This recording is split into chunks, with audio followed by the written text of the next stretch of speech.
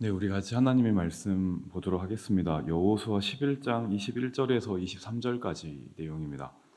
여호수아 11장 21절에서 23절까지 말씀을 제가 읽도록 하겠습니다. 여호수아 11장 21절에서 23절까지의 말씀입니다.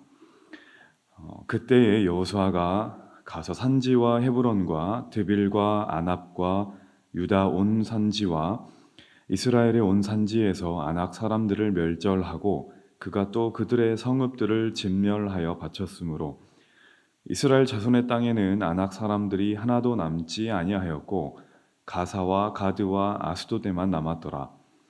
이와 같이 여호수아가 여호와께서 모세에게 말씀하신 대로 그 온 땅을 점령하여 이스라엘 지파의 구분에 따라 기업으로 주매 그 땅에 전쟁이 그쳤더라. 3월 13일 월요일입니다. 새벽 예배 현장과 온라인으로 참석하신 모든 성도님들을 진심으로 축복하고 환영합니다. 오늘 온앤온 성경 통독 범위는 여호수아 11장에서 13장까지의 내용입니다. 먼저 각 장의 내용을 좀 간략하게 말씀드리도록 하겠습니다.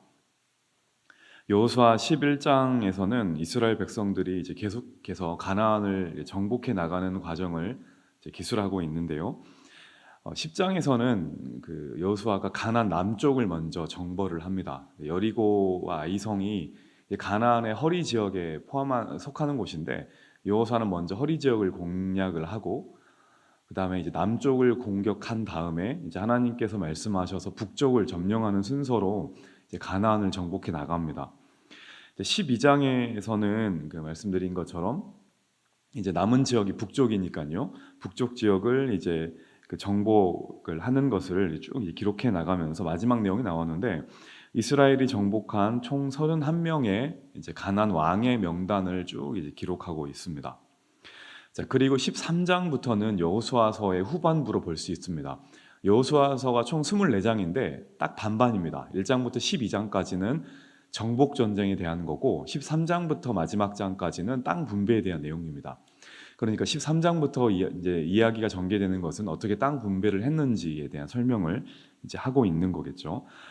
여러 가지 살펴볼 내용들이 많이 있지만 오늘 이 시간에는 여호수아 11장 21절에서 23절을 중심으로 말씀을 좀 나눠 보려고 합니다. 말씀드린 것처럼 11장은 가나안 남쪽을 점령한 여호수아 이스라엘 군대가 이제 가나안 북쪽을 하나씩 점령해 가는 과정에 대해서 나와 있습니다. 오늘 읽은 11장 22절과 23절을 다시 보시면요. 이스라엘 자손의 땅에는 아낙 사람들이 하나도 남지 아니하였고 가사와 가드와 아스돗만 남았더라. 이와 같이 여호수아가 여호와께서 모세에게 말씀하신 대로 그 온 땅을 점령하여 이스라엘 지파의 구분에 따라 기업으로 주매 그 땅의 전쟁이 그치니라. 23절 마지막을 보면 이렇게 나와 있습니다. 그 땅의 전쟁이 그치니라 라고 나와 있습니다. 자, 그런데 이제 그 땅 분배에 대한 내용이 시작된다고 하는 게 13장부터라고 했잖아요. 저희가 이제 오늘 이제 읽을 내용인데 이제 약간 좀 이상한 점을 발견할 수 있습니다. 자, 13장 1절 혹시 성경을 가지고 계신 분들은 13장 1절을 보시면 이렇게 나와 있는데 13장 1절을 보면은 여호수아가 나이가 많아 늙음에 여호와께서 그에게 이르시되 너는 나이가 많아 늙었고 얻을 땅이 매우 많이 남아 있도다라고 성경이 기록하고 있습니다. 어떤 점이 이상하냐면 이 두 개의 구절이 맞지 않는다는 거예요. 13장 1절에서는 아직 얻을 땅이 매우 많이 남아 있다라고 적고 있는데 오늘 저희가 새벽에 읽은 본문인 11장 23절을 보면은 전쟁이 그쳤다라고 말합니다. 지금 어떤 상황이냐면 아직 얻을 땅이 많이 있습니다. 얻어야 하는 땅, 정복해야 되는 땅이 많이 있어요. 그런데 전쟁이 끝난 겁니다. 그러니까 전쟁이 끝나면 안 되는데 전쟁이 끝납니다. 다시 말해서 이제 이스라엘은 가나안을 100% 정복한 게 아니라는 겁니다. 어느 정도 남겨놓은 겁니다. 이 말이 무슨 말이냐면 이스라엘 사람들이 이제 정복을 하다가 이제 생각을 한 겁니다. 자기가 이제 어느 정도 가나안을 정복하니까 이제 얼마 남지 않았거든요. 그래서 실제로 11장 22절을 보니까 오늘 저희가 읽었죠. 가사와 가드와 아스돗에만 아낙 사람들이 남아 있다라고 이제 적어 놓고 있는데, 이제 그러니까 이렇게 생각을 한 겁니다. 이제 이 정도만 하자. 이 정도면 많이 했다. 굳이 다 쫓아내고 다 죽일 필요가 있을까? 이 사람들을 활용하고 이용하면 좋지 않을까라는 생각이 이제 퍼뜩 든 겁니다. 그리고 하나님께서 이스라엘 백성들이 가나안을 정복할 때 꼭 기억하라고 하신 말씀이 적혀져 있는 성경이 혹시 어떤 성경인지 아실까요? 신명기입니다.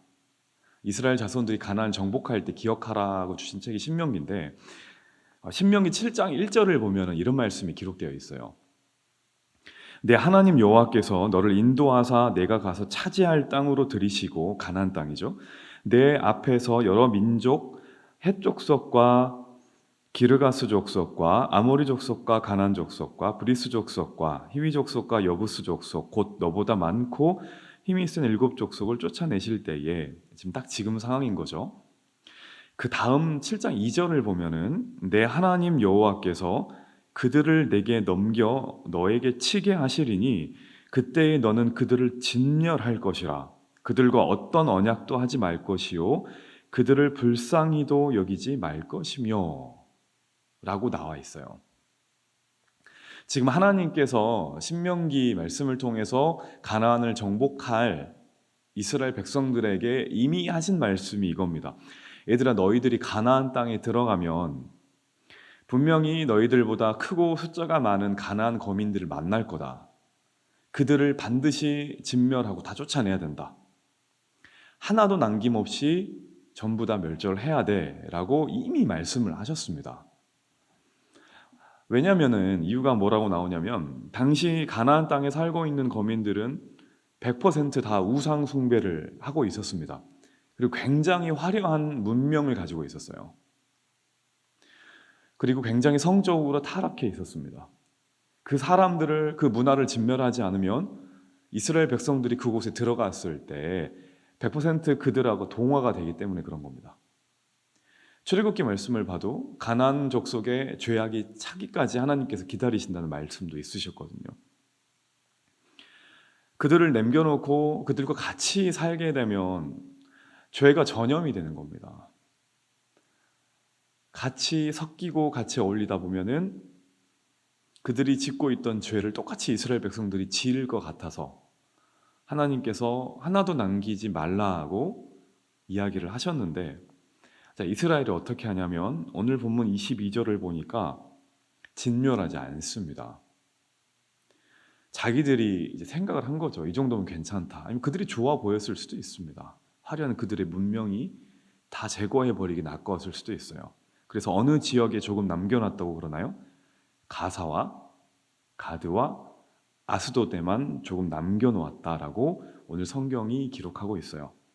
그리고 나서 전쟁을 끝내버린 겁니다.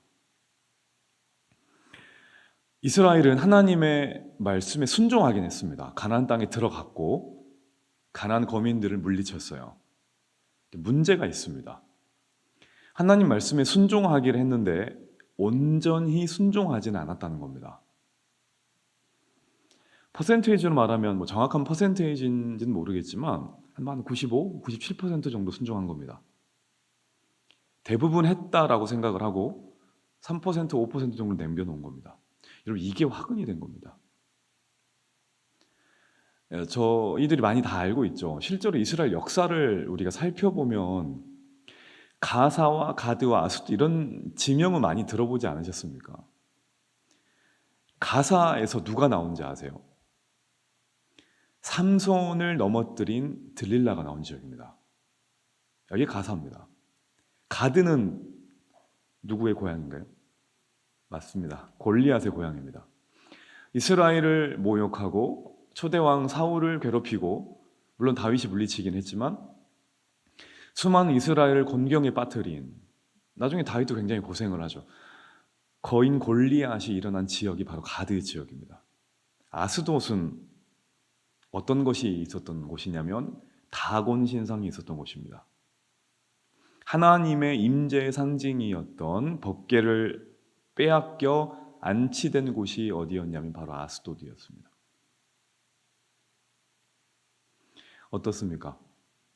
이스라엘이 순종을 하긴 했지만 온 마음과 온 힘을 다해 말씀을 조차 끝까지 순종하지 않고 일종의 여지를 남겨놓았던 이 지역에서 이스라엘을 정말로 곤욕스럽게 만들고 어렵게 했던 수많은 문제들이 여기서 하나씩 하나씩 등장하게 됩니다. 여러분, 가나안 땅은 이스라엘이 힘으로 정복해야 될 땅이 아닙니다. 여호수아 1장 3절을 보면 내가 모세에게 말한 바와 같이 너희 발바닥으로 밟는 곳은 모두 내가 너희에게 주었노니, 이미 다 주어진 겁니다. 주어진 곳을 눈으로 가서 확인하는 겁니다. 얻어낼 곳이 아니라 받은 것을 가서 확인하는 겁니다. 이 가나안 정복 전쟁의 정확한 실체죠. 새로운 곳을 힘으로 얻어내야 될 곳이 아니라 하나님께서 이미 주신 땅을 순종함으로 얻어낸 곳입니다. 핵심은 힘으로 얻어내는 것이 아니라 순종함으로 확인하는 겁니다. 그게 가나안 땅입니다. 근데 이스라엘은 하나님의 말씀에 온전히 순종하지 않아요. 여러분, 우리가 근데 참 이럴 때가 많지 않습니까? 우리는 하나님의 말씀을 알고 있습니다. 몰라서 순종하는 경우는 많이 없어요. 하나님의 말씀을 알고 있습니다. 순종합니다. 근데 여기서부터 이제 문제가 생깁니다. 온전히 순종하진 않아요. 걸립니다. 내 이성에도 걸리고 내 경험에도 걸리고 나의 계획과 감정에 약간씩 걸릴 때가 있어요. 그래서 순종은 하지만 100% 순종하지 않을 때가 참 많습니다. 이것이 내 마음에 맞지 않을 때가 있고요. 이해가 되지 않을 때도 있고 또 실제로 힘들이 들 수도 있습니다. 그래서 온전히 순종하지 않을 때가 참 많습니다. 하나님께서는 내 삶의 영역에서 모든 영역에서 죄악의 요소를 제거하기를 원하십니다. 뿌리 뽑기를 원하시는데 우리는 여전히 가사와 가드와 아스도데는 나의 죄악들을 남겨놓습니다. 이 정도는 괜찮지 않을까라고 생각을 합니다. 내가 다른 것 순종했으니까, 다른 것에는 하나님의 말씀을 쫓아 살고 있으니까 이 정도 지역에는 나의 죄악들을 남겨놓아도 괜찮겠지 스스로 생각한다는 겁니다. 타협입니다. 실제로 남겨놓아도 어떻습니까? 아무 문제가 없어 보이거든요. 잘 살고 있는 것처럼 보여요. 그런데 우리가 꼭 기억해야 될 게 있습니다. 그게 뭐냐면 불순종도 마찬가지고 순종도 그렇고요. 이것이 열매가 되기까지는 시간이 걸린다는 겁니다. 여러분, 열매는 씨앗이 뿌려지면서 바로 보이지 않습니다. 열매에는 시간이 걸립니다. 우리가 불순종이라는 씨앗을 뿌리고요. 또 하나님의 말씀에 순종하는 순종의 씨앗을 삶에 뿌려도 이것이 우리 삶의 열매가 되어서 돌아오기까지는 시간이 걸립니다. 제가 대학부를 맡고 있고 또 좀 많은 기간 대학생 또 청년 사역을 하다 보면서 발견하게 된 게 이겁니다. 많은 청년들이 순종이든 불순종이든 열매가 즉각적으로 나타날 것을 기대한다는 거예요. 주의를 지키고 여러 가지 교회에서 사역을 하고 학교와 직장에서 또 선하게 말씀으로 살아갑니다. 또 기도도 열심히 해요. 이거를 1, 2개월 하기도 하고 1, 2년 동안 하기도 합니다. 그런데 별다른 변화가 없는 것 같으면 그냥 포기해버립니다. 아무 열매가 없다는 거예요. 하나님 앞에서 이렇게 최선을 다해 살아가고 있는데, 내가 이렇게 말씀 보고 기도하는데 하나님께서 나에게 기대했던 약속하셨던 복을 주지 않으시네? 라고 하면서 시험 들어가지고 포기해버릴 때가 많다는 거예요. 왜 그러냐면 아직 잘 모르기 때문에 그렇습니다. 오늘 뿌린 순종의 씨가 열매가 되어서 나타나기까지는 시간이 꽤 걸립니다. 하나님의 타이밍이 있죠. 반대로 불순종도 마찬가지입니다. 오늘 내가 뿌린 불순종의 씨앗, 오늘 내가 죄를 짓는다고 해서 하나님의 즉각적인 징벌이 임하는 것은 아닙니다. 여러분, 우리가 죄를 지을 때마다 하나님이 그때그때 너 잘 걸렸다라고 벌을 내리시면 우리가 하루하루 살 수 있을까요? 못 삽니다. 죄를 지어도 즉각적인 하나님의 벌이 임하지 않는 경우가 대부분입니다. 왜 그러냐면 두 가지 이유가 있는데, 하나는 그 불순종한 씨앗들이 자라고 있기 때문에 그런 거고요. 두 번째로는 그것이 열매가 되기까지 하나님께서 우리를 기다려 주시는 것이 있습니다. 하나님께서 회개하고 돌아올 기회를 우리에게 허락하신다는 거예요. 그래서 시간이 있는 겁니다. 그런데 우리는 이걸 이용할 때가 많죠. 하나님 모르고 있겠지? 하나님께서 벌을 주시지 않는 걸 보니까 이렇게 해도 괜찮겠지라고 생각할 때가 참 많습니다. 그러면서 죄를 짓는 것에 점점점 담대해질 때가 많습니다. 전도서 8장 11절을 보니까 하나님이 이렇게 말씀하십니다. 악한 일에 대한 징벌이 속히 실행되지 아니하므로 인생들이 악을 행하는데 마음이 담대하도다. 정확한 말씀입니다. 하나님이 빨리 벌하지 않고 오래 기다려주시는 걸 보니까 우리가 그걸 악용한다는 겁니다. 죄를 지어도 괜찮네? 별일이 없네? 하고 하면서 점점점 담대해지는 것이 우리들이라는 거예요. 이렇게 작은 불순종들이 시간이 지나다 보면 이것이 뭐가 되냐면 어느 순간 도저히 내가 감당하지 못하는 들릴라가 되고 골리앗이 되어서 내 삶을 찌른다는 거예요. 그래서 이것을 아는 사람이 무엇을 하냐면 하나님의 축복과 벌이 바로바로 임하지 않는다 할지라도 말씀에 순종하면서 오늘도 묵묵히 아버지 말씀에 100% 순종하려고 노력하는 길을 걷는다는 겁니다. 사랑하는 성도 여러분, 혹시 우리 안에 지금 죄인 줄을 알면서도 담대하게 끊지 못하는 죄가 혹시 있는지 모르겠습니다. 저는 오늘 이 예배 시간을 통하여서 하나님의 말씀이 온전하게 순종해서 가사와 가드와 아스돗에 조금씩 남겨놓은 우리 모든 죄악들을 반드시 뿌리 뽑을 수 있는 귀한 시간이 되기를 주의 이름으로 간절히 축원합니다. 또 반대로요, 내가 지금 하고 있는 순종이 있을 거예요. 아무런 열매가 보이지 않는 그 순종, 당장에 하나님의 축복이 보이지 않는다 할지라도 중단하지 않기를 원합니다. 눈앞에 아무 열매가 없어 보이지만 계속해서 온전한 순종으로 살아가시기를 원합니다. 그러면 어느 순간에 그 순종의 씨앗이 열매가 되어서 반드시 우리 삶에 축복으로 찾아오게 될 줄 또한 믿습니다. 자, 우리가 마지막으로 기억해야 될 것이 한 가지 더 있습니다. 우리가 읽어본 것처럼 이스라엘은 온전히 순종하지를 못해요. 자, 그런데 여호수아 21장 이제 뒷부분인데 44절과 45절을 보면은 참 재미있는 표현이 나오는데, 여호와께서 그들의 주위에 안식을 주셨으되 그 조상들에게 맹세하신 대로 하셨으므로 여호와께서 이스라엘 족속에게 말씀하신 선한 말씀이 하나도 남음이 없이 다 응하였더라. 가나안 정복 전쟁이 끝나갈 즈음에 하나님께서 말씀하시는 겁니다. 땅 배분이 이제 끝나거든요, 거의. 근데 하나님께서 말씀을 하세요. 이스라엘에게 무엇을 주셨다고 나오냐면 여호와께서 그들의 주위에 안식을 주셨으되라고 말을 합니다. 이것도 약간 반대되는 상황입니다. 지금 이스라엘은 하나님께 온전히 순종을 했나요, 못했나요? 못했습니다. 자, 그런데 하나님께서 이스라엘에게 무엇을 주셨습니까? 안식을 주셨습니다. 이게 안 맞죠. 하나님의 말씀에 온전히 순종하였더라가 나오고 그 다음에 하나님께서 이스라엘에게 평안과 안식을 주셨더라 이러면 말이 맞거든요. 그런데 100% 순종을 하지 않은 이스라엘에게 하나님이 안식을 주신 겁니다. 중요한 거는 안식의 근거입니다. 안식의 근거가 뭔가요? 하나님이 이스라엘 조상들에게 약속하신 말씀 때문에 그렇습니다. 여호와께서 이스라엘 족속에게 말씀하신 선한 말씀이 하나도 남음이 없이 다 응하였더라. 안식을 주셨으되 그 조상들에게 맹세하신 대로 하셨으므로.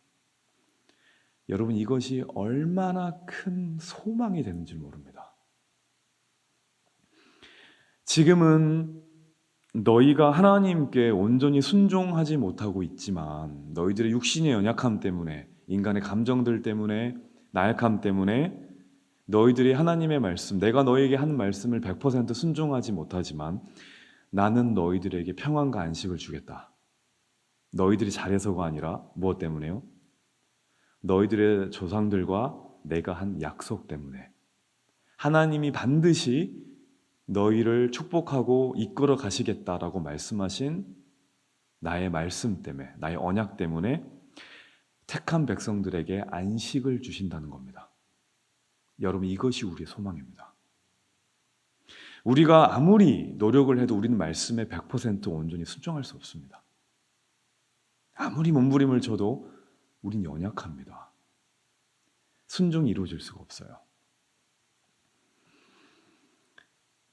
이 연약한 우리에게 안식이 주어질 때가 있습니다. 말할 수 없는, 세상이 감당하지 못하는 평안이 주어질 때가 있습니다. 그것은 우리가 잘해서가 아닙니다. 무엇 때문인가요? 약속 때문입니다. 선택한 당신의 자녀들을 끝까지 돌보시겠다는, 내가 세상 끝날까지 너희와 항상 함께 하시겠다는 그분의 약속, 평안을 너희에게 주겠다는 그분의 약속이 우리의 삶에 이루어지는 겁니다. 때문에 포기하시면 안 됩니다. 내가 그 말씀대로 온전히 살지 못하는 자라 할지라도 우리 자신을 포기하면 안 됩니다. 이스라엘은 믿음의 싸움을 잠깐 놔버렸습니다. 하나님께서 그 싸움을 끝까지 끌고 가셨습니다. 우리 또한 믿음의 선한 싸움을 싸우다가 그 싸움을 놓아버리고 싶을 때가 있을 겁니다. 그리고 실제로 놓은 적도 있습니다. 하지만 그 싸움은 우리가 싸우는 게 아닙니다.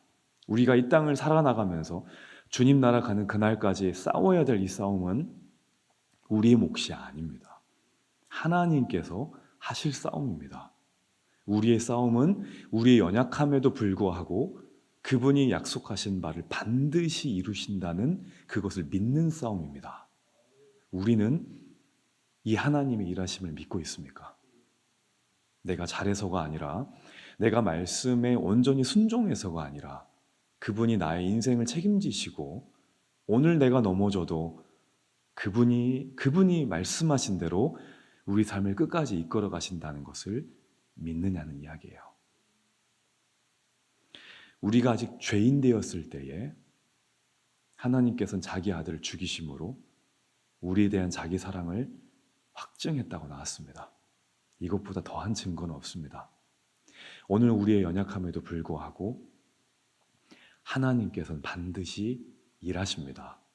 그리고 우리 삶을 아버지 뜻대로 반드시 만들어 가심을 믿고 우리에게 허락하신 이 믿음의 선한 싸움을 끝까지 싸워가시는 우리 모두가 되기를 주의 이름으로 간절히 축원합니다.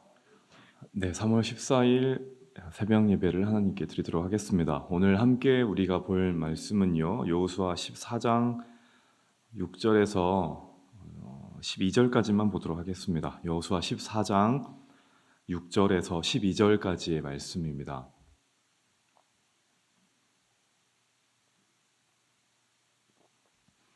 여호수아 14장 6절에서 12절까지를요, 제가 한번 쭉 읽도록 하겠습니다. 그때에 유다 자손이 길갈에 있는 여호수아에게 나오고 그니스 사람 여분네 아들 갈렙이 여호수아에게 말하되 여호와께서 가데스 바네아에서 나와 당신에게 대하여 하나님의 사람 모세에게 이르신 일을 당신이 아시는 바라. 내 나이 40세에 여호와의 종 모세가 가데스 바네아에서 나를 보내어 이 땅을 정탐하게 하였으므로 내가 성실한 마음으로 그에게 보고하였고 나와 함께 올라갔던 내 형제들은 백성의 간담을 높게 하였으나 나는 내 하나님 여호와께 충성하였으므로 그날에 모세가 맹세하여 이르되 내가 내 하나님 여호와께 충성하였은즉 내 발로 밟는 땅은 영원히 너와 내 자손이 기업이 되리라 하였나이다. 이제 보소서 여호와께서 이 말씀을 모세에게 이르신 때로부터 이스라엘이 광야에서 방황한 이 45년 동안을 여호와께서 말씀하신 대로 나를 생존하게 하셨나이다. 오늘 내가 85세로 모세가 나를 보내던 날과 같이 오늘도 내가 여전히 강건하니 내 힘이 그때나 지금이나 같아서 싸움에나 출입에 감당할 수 있으니 그날에 여호와께서 말씀하신 이 산지를 지금 내게 주소서. 당신도 그날에 들으셨거니와 그곳에는 아낙 사람이 있고 그 성읍들은 크고 견고할지라도 여호와께서 나와 함께 하시면 내가 여호와께서 말씀하신 대로 그들을 쫓아내리이다 하니. 아멘. 네, 오늘 올해놓은 성경 통독 본문은 여호수아 14장에서 16장까지 말씀입니다. 먼저 내용을 간략하게 설명을 드리면요. 14장은 요단 서편의 땅을 이제 여호수아 족장들이 이스라엘의 각 지파에게 이제 분배하는 내용이 기록되어 있고요. 15장은 유다 지파가 뽑은 땅에 대한 설명이 나와 있습니다. 그리고 16장은 그 요셉 지파, 이제 에브라임과 므낫세 지파인데요. 그 땅에 대한 설명이 이제 간략하게 설명이 되어 있습니다. 이 많은 내용들 중에서 오늘은 그 14장, 여호수아 14장 6절에서 그 12절, 15절 정도까지 내용인데 이 내용을 한번 살펴보도록 하겠습니다. 아시다시피 오늘 본문에는 그 갈렙의 고백과 또 갈렙의 고백을 통해 표현되는 그 신앙의 모습들이 잘 나와 있습니다. 한번 크게 세 가지 정도 내용으로 살펴보려고 하는데요. 이제 갈렙의 고백을 통해서 우리가 좀 캐치해 볼 수 있는 게 뭐냐면, 갈렙은 하나님 말씀을 끝까지 온전하게 좀 붙잡았다는 사실을 한번 알 수 있습니다. 6절에서 10절 정도를 다시 보시면 이런 내용이 나와 있어요. 7절과 8절은 45년 전인 갈렙이 40세 때 가데스 바네아에서 자신과 여호수아가 가나안 땅을 이제 정탐하고 와서 모세에게 보고한 내용을 쭉 설명을 하고 있고요.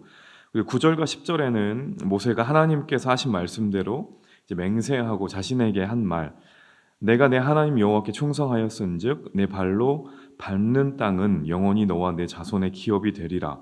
이게 민수기 14장 24절과 신명기 1장 36절에 기록되어 있는 말씀입니다.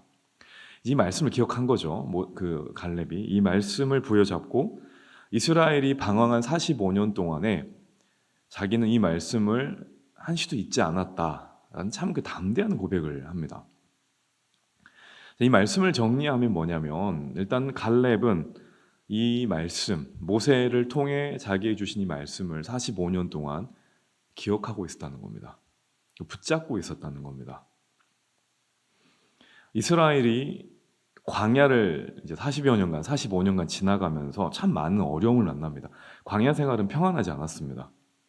이 과정에서 수많은 이스라엘 백성들이 낙심하고 하나님을 원망합니다.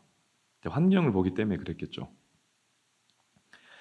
그런데 그 순간에도 갈렙은 그걸 알고 있습니다. 많은 이스라엘 백성들이 원망하고 낙심하고 좌절했다는 것을 알고 있습니다. 우리가 얼마나 사람들에게 동화되기 쉽습니까? 그런데 갈렙은 본인은 그렇지 않았다라고 되게 담대하게 말합니다. 끝까지 견뎠다라고 말합니다. 그 이유가 뭐냐면 말씀의 힘이라는 겁니다.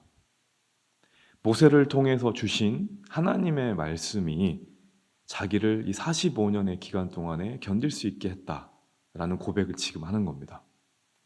여러분, 그 1, 2주가 아닙니다. 혹시 2주 전에 또 3주 전에 혹시 담임 목사님께서 하신 주일 말씀 기억나십니까? 잘 기억이 물론 나시겠죠. 근데 가끔씩 안 날 때가 있습니다. 이 10년도 아닙니다. 이거 1, 2년도 아니고 10년, 20년도 아니고 45년입니다. 45년. 제가 올해 한국 나이로 만 40 정도 됐으니까 제 나이보다도 훨씬 더 오래된 그 전에 들었던 말씀을 여호수아가 아직까지 간직하고 있는 겁니다. 여러분, 이스라엘 백성들이 45년 동안 생존했었던 이유는 여러 가지가 있겠죠. 만나 외출하기, 하나님의 여러 가지 기적들. 근데 갈렙은 달랐습니다. 갈렙이 45년 동안 생존할 수 있었고 그 답답했던 환경을 견딜 수 있었던 건 딱 한 가지입니다. 그가 들었던 말씀입니다. 여러분, 말씀은 광야를 이기게 할 수 있습니다. 그 말씀은 시간을 넘어설 수 있습니다. 말씀이 갈렙을 인도해냈고 말씀이 갈렙을 통해서 하나님의 일을 감당하게 만들었습니다. 다른 거 하나도 없습니다. 여러분, 우리가 이 아침에 한번 기억해보고 점검해봐야 될 건 이겁니다. 나는 지금 무엇을 끝까지 붙잡고 있는가? 여러분, 우리의 지난 몇 년간을 돌이켜 봤었을 때 오늘 나를 있게 하는 게 무엇일까요? 그리고 내가 손에 끝까지 붙들고 있는 게 무엇입니까? 통장입니까? 아니면 나의 직업인가요? 내가 가지고 있는 어떤 스펙인가요? 나의 지난 인생 동안에 내가 놓지 않고 여전히 오늘도 가지고 있고 간직하고 있다라고 우리 자손들에게 말할 수 있는 게 무엇일까요?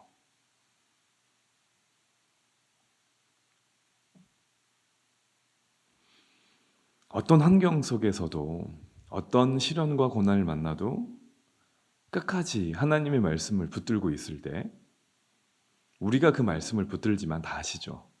말씀이 우리 자신을 붙들고 있음을 반드시 경험하게 될 겁니다. 베드로전서 1장 24절은 그래서 이렇게 말합니다. 모든 육체는 풀과 같고 그 모든 영광은 풀의 꽃과 같으나 그 다음에 되게 유명한 말씀 나오죠. 풀은 마르고 꽃은 떨어지지만 오직 주의 말씀은 세세토록 있도다. 그렇게 기록되어 있습니다. 말씀은 영원합니다. 말씀은 시간에 종속되지 않습니다. 시간도 피조물입니다. 하나님은 말씀으로 시간을 창조하셨습니다. 그래서 말씀에 붙들려 있는 인생은 절대로 시간에 끌려다니지 않습니다. 시간을 낭비하지 않습니다. 시간을 헛되이 보내지 않을 수 있습니다. 대학생들이 시간을 낭비하는 이유는 그들이 바빠서가 아니죠. 말씀에 붙들려 있지 않기 때문입니다.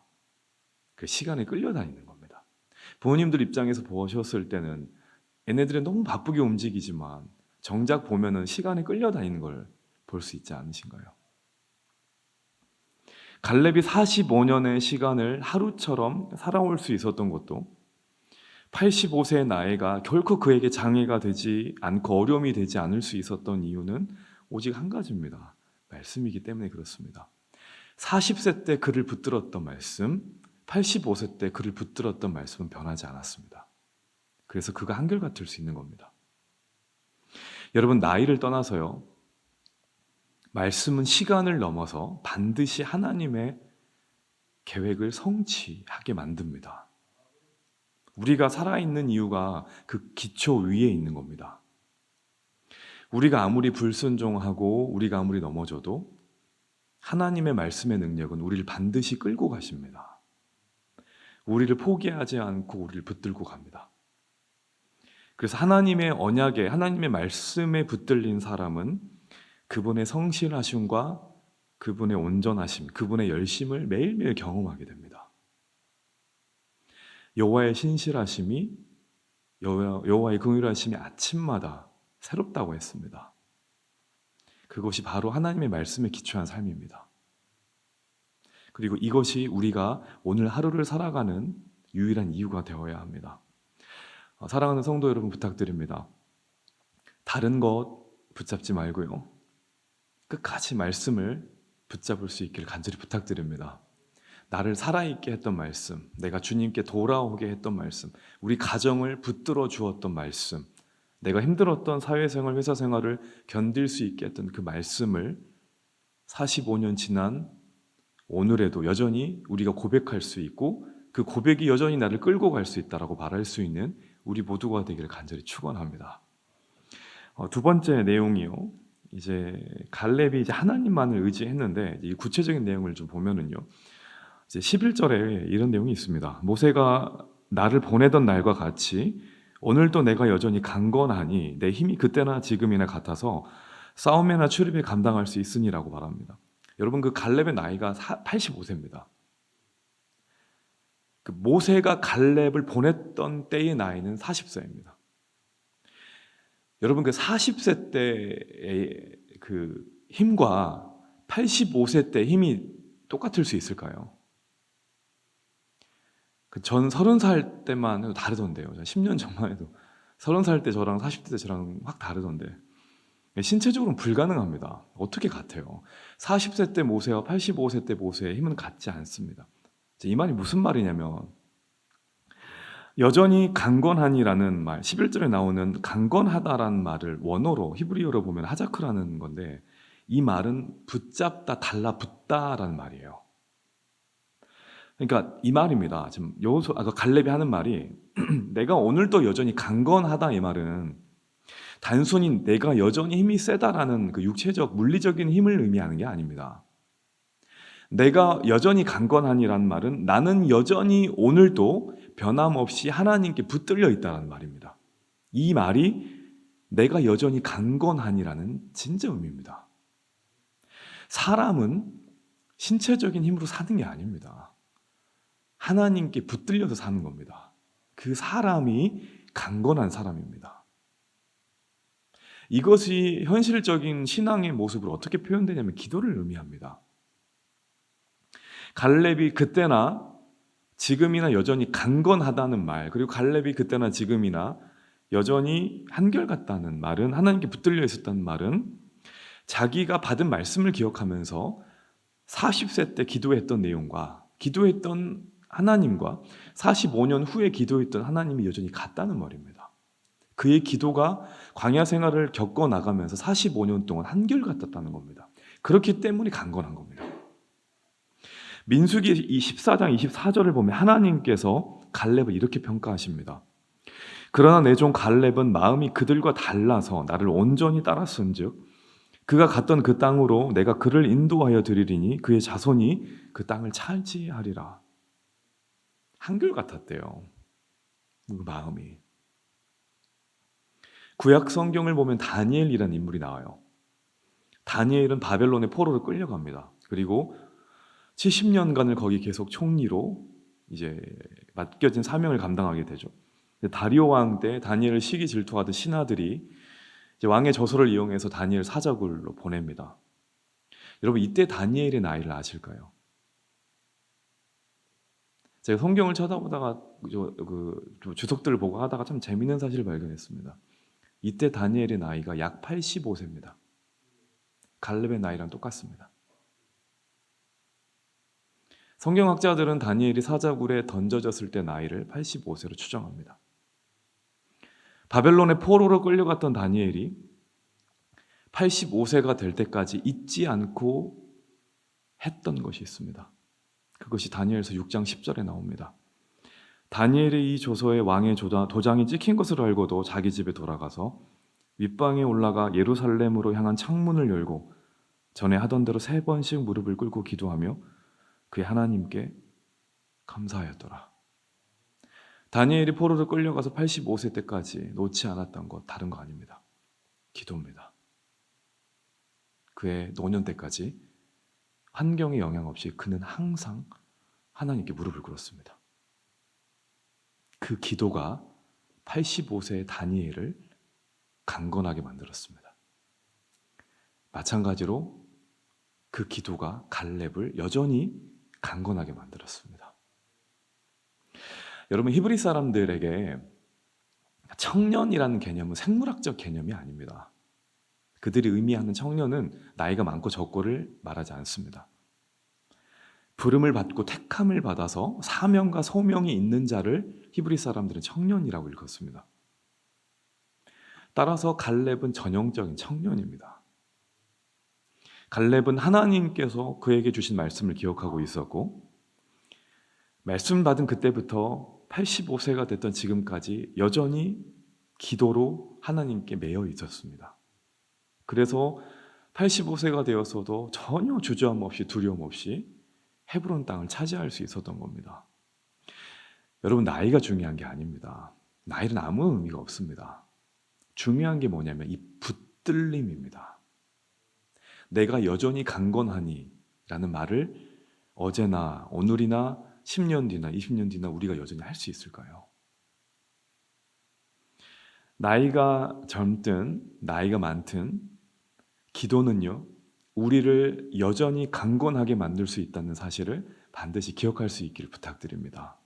그래서 나이를 뛰어넘어 하나님의 진정한 일하심을 매 순간 경험할 수 있는 이 시대의 갈렙이 되실 수 있기를 주의 이름으로 간절히 축원합니다. 마지막 한 가지 내용만 더 살펴보도록 하겠습니다. 갈렙이 또 신앙의 고백을 통해서 우리가 깨달을 수 있는 게 뭐냐면 굉장히 성령으로 충만한 사람이었는데요. 본문 12절을 다시 한번 같이 읽어보도록 하겠습니다. 오늘 본문 12절입니다. 시작. 그날에 여호와께서 말씀하신 이 산지를 지금 내게 주소서. 그곳에는 아낙 사람이 있고 그 성읍들은 크고 견고할지라도 여호와께서 나와 함께 하시면 그들을 쫓아내리이다. 여러분, 갈렙이 차지하고자 했던 그 헤브론 땅에는 그 아낙 사람들이 살고 있었습니다. 이 아낙 사람들이 얼마나 크고 광대했냐면 12정탐꾼들이 이곳을 보고 나서 자기들을 메뚜기다라고 굉장히 비하했었을 정도로 굉장히 크고 강한 사람들이었고, 이 사람들이 살고 있는 성읍도 굉장히 견고했습니다. 근데 갈렙은 그때나 지금이나 한결같습니다. 변함없이 그들을 쫓아낼 수 있다라고 담대하게 말합니다. 두려움이 없습니다. 여러분, 하나님이 함께하는 사람은 담대합니다. 말씀이 함께하는 사람의 특징이 뭐냐면 담대하다는 겁니다. 이 담대함이 어디서 나오냐면 또 유사한 케이스를 우리가 어디서 살펴볼 수 있냐면 다윗의 모습에서 살펴볼 수 있는데요. 그 거대한 골리앗을 보고 많은 이스라엘 백성들이 주저앉아 있고 두려워할 때, 심지어 그 사울 왕도 두려워 떨고 있을 때 다윗이 골리앗을 굉장히 간단하게 물리치죠. 그 이유가 뭐냐면 그 골리앗과 다윗의 전투가 싸움이 17장에 사무엘상 17장에 나와 있는데 그 16장을 보면은 그 이유가 나옵니다. 사무엘상 16장에는 어떤 내용이 나오냐면 사무엘이 다윗을 왕으로 삼기 위해서 기름을 붓는 장면이 나오는데, 중요한 건 사무엘상 16장 13절입니다. 이런 구절이 있습니다. 사무엘이 기름 뿔병을 가져다가 그의 형제 중에서 그에게 부었더니 이날 이후로 다윗이 여호와의 영에게 크게 감동되니라. 다윗의 승리의 비결은, 담대함의 비결은 물맷돌에 있지 않습니다. 다윗이 골리앗을 이길 수 있었던 이유는 물맷돌을 잘 던져서가 아니라 여호와의 영에 크게 감동되었기 때문입니다. 여러분, 이게 담대함의 근거입니다. 담대한 건 성격이 아닙니다. 내가 많은 걸 가졌기 때문도 아닙니다. 하나님의 영에 충만하게 감동된 사람은 절대 두려워하지 않습니다. 여러분, 반대로 사울왕을 보시면 이걸 극단적으로 알 수 있는데, 여러분, 사울왕도 성령이 충만할 때가 있었습니다. 그런데 마음에 시기 질투가 생겨서 성령이 떠나가고 악한 영에 임하니까 평생 두려워하면서 다윗을 쫓아다니는 인생을 살지 않습니까? 여러분, 성령이 떠나면 문제의 크기와 상관없이 사람은 반드시 두려워하게 되어 있습니다. 두려움의 이유는 문제의 크기가 아닙니다. 여호와의 영에 감동되지 않았기 때문에 그렇습니다. 사도행전 1장 8절에 이렇게 말씀하고 계시죠. 오직 성령이 임하시면 너희가 무엇을 받고요? 권능을 받고. 여러분, 권능은 두려움을 이깁니다. 권능은 다른 곳에서 오지 않습니다. 권능은 오직 성령으로부터 옵니다. 성령이 임할 때만, 성령이 충만할 때만 권능을 받을 수 있습니다. 오늘 본문의 갈렙도 마찬가지입니다. 갈렙은 성격이 담대했기 때문에 그곳을 달라라고 담대하게 외친 게 아닙니다. 45년간 그가 붙들었던 말씀, 그리고 한결같이 하나님께 기도했던 그의 모습을 통해서 여호와의 영에 충만하게 감동되었기 때문에 그렇습니다. 그래서 그 견고한 성읍도 전혀 문제가 안 된 겁니다. 하나님의 영이 있는데 뭐가 두려울까요? 그래서 그 산지를 내게 주소서. 내가 여전히 강건하나이다. 내가 여전히 성령에 충만합니다. 라고 말할 수 있는 겁니다. 우리도 문제 앞에서 이렇게 외칠 수 있어야겠죠. 그때는 내가 성령 충만했는데 지금은 좀 안 될 것 같습니다가 아니라 여전히 내가 주의 영에 충만합니다. 그 산지를 내게 주시옵소서. 이 기도가 오늘 우리에게 나와야 되지 않겠습니까? 여러분, 우리 안에 두려움이 있습니까? 하나님 앞에 문제의 크기는 아무런 상관이 없습니다. 중요한 건 우리가 주의 영에 감동되어 있느냐, 성령에 충만하게 젖어 있느냐의 문제입니다. 다른 구하지 마시고 오늘 이 아침 성령의 충만함을 구하는 우리 모두가 되기를 간절히 축원합니다. 말씀을 마무리하겠습니다. 갈렙을 보면 6절에 그니스 사람 여분네 아들이라고 소개하고 있습니다. 그니스는 에돔 족속으로 이방인입니다. 다시 말해서 갈렙은 이방 사람이란 말입니다. 하나님의 선민이라고 불렸던 이스라엘 사람들 대부분은 가나안 땅에 들어가기 전에 하나님께 불순종해서 원망하다가 광야에서 죽어갔습니다. 그런데 이방인이었던 갈렙은 하나님의 말씀 가운데 살아가면서 12지파 중에서도 야곱의 육적 장자의 혈통을 이어받은 유다 지파의 대표가 됩니다. 창세기 49장 9절에 보면 유다는 사자 새끼로다. 내 아들아 너는 움킨 것을 찢고 올라갔도다. 그가 엎드리고 웅크림이 수사자 같고 암사자 같으니 누가 그를 범할 수 있으랴. 유다 지파는 사자 새끼입니다. 그리고 갈렙의 이름의 뜻은 사자 새끼란 뜻이기도 합니다. 갈렙이 헤브론 산지를 달라고 하는 것은 그 산지가 살기 좋아서가 아닙니다. 산악지대입니다. 불편합니다. 물리적인 개념에서 그 산지를 요구한 게 아닙니다. 갈렙이 그 산지를 요구한 것은 그 말씀이 그것을 요구했고 그 말씀을 갈렙이 붙들었기 때문에 그렇습니다. 갈렙이 85세 나이에 늙지 않고 여전히 강건했던 것은 하나님의 언약이 그를 붙들었기 때문에 그렇습니다.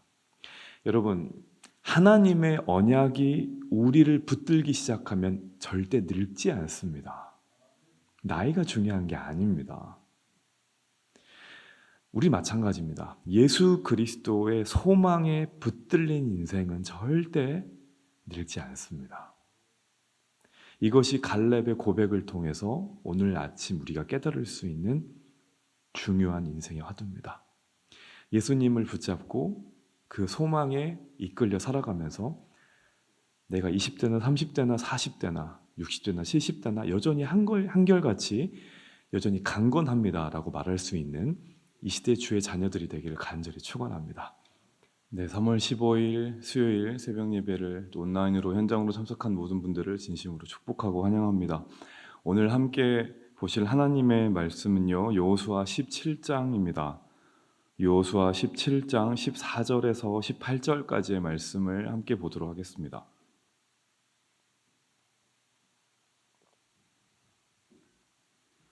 여호수아 17장 14절에서 18절까지 말씀인데요.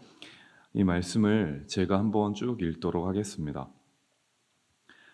요셉 자손이 여호수아에게 말하여 이르되 여호와께서 지금까지 내게 복을 주심으로 내가 큰 민족이 되었거늘 당신이 나의 기업을 위하여 한 제비 한 분깃으로만 내게 주심은 어찌함이니까 하니 여호수아가 그들에게 이르되 내가 큰 민족이 되므로 에브라임 산지가 내게 너무 좁을진데 브리스 족속과 르바임 족속의 땅 살림에 올라가서 스스로 개척하라 하니라.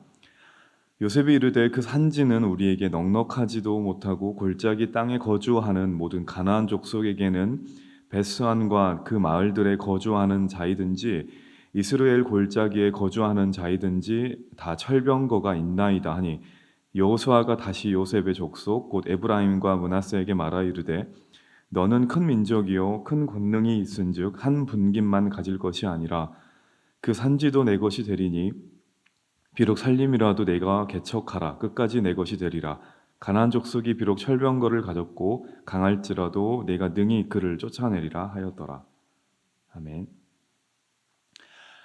오늘 우리가 읽을 오늘의 성경 통독 본문은 여호수아 17장에서 19장까지 내용입니다. 간단하게 그 내용을 좀 설명을 드리면 17장은 요셉 지파의 땅 분배에 대한 내용이 나와 있습니다. 요셉의 두 아들인 이제 에브라임과 므낫세죠. 에브라임 지파와 므낫세 지파 중에 므낫세 지파의 땅 분배에 대해서 이제 설명을 계속해서 하고 있습니다.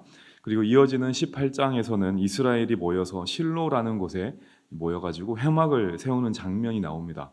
이제 전쟁이 끝나고 실로는 예배의 중심지 아닙니까? 예배를 드리는 공동체로 변화되는 모습이 나타나 있고요. 그리고 19장에서는 아직 땅 분배를 받지 못한 7지파의 그 이야기가 등장하면서 나머지 7지파가 땅 분배를 받는 장면이 나옵니다. 오늘 이 시간에는 여호수아 17장 14에서 18절 내용이고 이 내용을 가지고 함께 말씀을 살펴보려고 합니다. 말씀드린 것처럼 그 여호수아 17장은 요셉 지파의 땅 분배에 대한 내용이 기록되어 있습니다. 16장부터 이어지는 내용인데 엄밀히 말해서 요셉 지파라는 말은 그 이스라엘 지파에 등장하지 않죠. 요셉 지파라는 말은 요셉의 두 아들인 이제 므낫세와 에브라임 지파를 일컫는 말입니다. 이 두 지파를 합쳐서 요셉 지파라고 불렀습니다. 다른 그 10개의 지파보다도 이 에브라임과 므낫세 지파는 굉장히 강했습니다. 실제로도 숫자도 많았고요. 그래서 이들이 굉장히 강성한 세력이었는데 이제 요셉 지파를 위해서 이제 땅을 뽑고 봤는데 보니까 산과 골짜기가 굉장히 많은 땅이었습니다. 그래서 이제 이들이 땅을 분배받고 나서 이제 불평을 하게 됩니다. 어떤 불평이냐면 그 14절에 그 불평의 내용이 나와 있는데요. 요셉 자손이 여호수아에게 말하 이르되 여호와께서 지금까지 내게 복을 주심으로 내가 큰 민족이 되었거늘 당신이 나의 기업을 위하여 한 제비 한 분깃으로만 내게 주심은 어찌함이니이까. 내용을 대충 아시겠죠? 이제 불공평하다는 겁니다. 자기들은 남들보다 숫자도 많고 규모도 훨씬 큰데 그리고 2배 이상의 차이가 나는 그 사람들을 가지고 있는데 당연히 땅도 그렇게 받아야 되는 거 아닌가요? 왜 한 지파의 몫만 받아야 되죠? 라고 이제 불평불만을 하는 겁니다. 자, 그러자 그에 대한 여호수아의 답변이 15절에 나와 있는데 우리 괜찮으시면 15절 말씀을 함께 읽어보도록 하겠습니다. 15절입니다. 시작. 여호수아가 그들에게 이르되 내가 큰 민족이 되므로 에브라임 산지가 내게 너무 좁을진데 브리스 족속과 르바임 족속의 땅 살림에 올라가서 스스로 개척하라. 간단히 말하면 이겁니다. 맞아. 너는 굉장히 큰 민족이야. 숫자가 많아. 그러니까 더 많이 주겠다가 아니죠. 그러니까 네가 개척하라 라고 말을 합니다. 자, 이 말을 듣고 보니까 요셉 그 지파, 요셉 자손들이 굉장히 당황을 합니다. 자기들이 원했던 말이 아니거든요. 그러면서 이번에는 또 다른 핑계를 대면서 불평을 합니다. 그게 16절인데 요셉 자손이 이르되 그 산지는 우리에게 넉넉하지도 못하고 골짜기 땅에 거주하는 모든 가나안 족속에게는 벳스완과 그 마을들에 거주하는 자이든지 이스라엘 골짜기에 거주하는 자이든지, 자, 그 다음이 중요한데요. 다 철병거가 있나이다 하니. 이번에는 이 말입니다.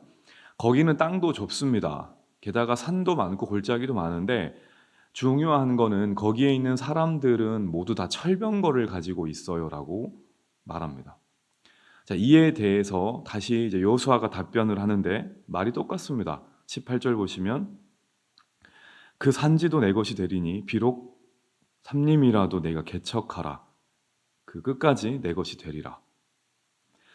요셉 지파가 2번의 불평 어린 말을 이제 합니다. 숫자가 우리가 너무 많아서 땅이 좁다. 그리고 그들은 철병거를 가졌다. 여호수아의 답변은 똑같습니다. 개척하라. 스스로 개척하라. 자, 그러면 여호수아가 요셉 지파에게 말한 개척하라라는 뜻의 의미와 단순히 그냥 네가 스스로 이걸 만들어라라고만 했었을까? 이런 진정한 그 안에 담겨있는 숨은 의도가 있지는 않나를 살펴봐야 하는데요. 이 말을 이해를 하려면 야곱이 요셉에게 했던 축복의 내용을 좀 먼저 살펴보아야 합니다. 여러분 아시다시피 요셉은 형들에게 미움을 받고 이집트에 팔려갑니다. 그리고 거기서 많은 고생을 하죠. 감옥에도 가고 여러 가지 고생을 한 끝에 바로의 신임을 얻어서 총리가 됩니다. 그리고 이집트에 거주하는 동안 2 아들을 낳습니다. 그 아들들의 이름이 므낫세와 에브라임입니다. 요셉 지파 대신에 므낫세와 에브라임 지파가 생기게 된 계기인데 실제로 에브라임 지파 같은 경우는 굉장히 많은 자손의 축복을 경험합니다. 여러분 이스라엘이 총 12지파죠. 야곱의 아들이 12명인데 요셉 지파 대신에 므낫세 지파와 에브라임 지파로 나뉘면서 한 지파가 더 많아지게 되잖아요. 그런데 대신에 야곱의 12아들 중에 지파로서 하나가 빠지게 되는데 거기가 어디일까요? 네, 맞습니다. 레위 지파가 빠집니다. 레위 지파는 여호와가 하나님께서 친히 자기들의 분깃이 되시고 기업이 되시기 때문에 레위 지파가 빠집니다.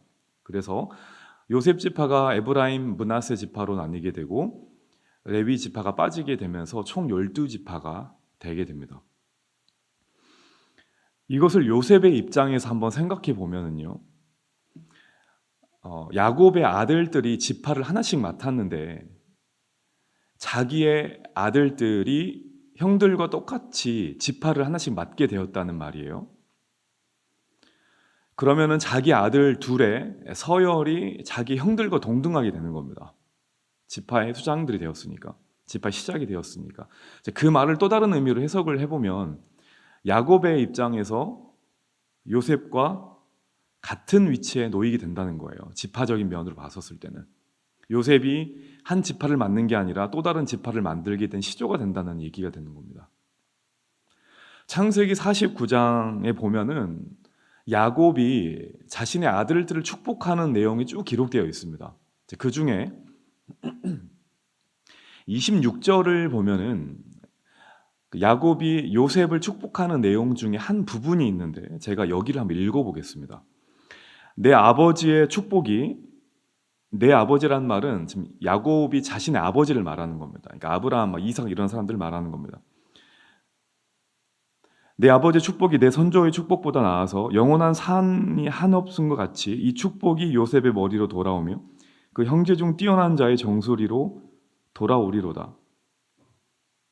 자, 이 내용 중에 주목할 부분이 앞부분인데 내 아버지의 축복이 내 선조의 축복보다 나아서,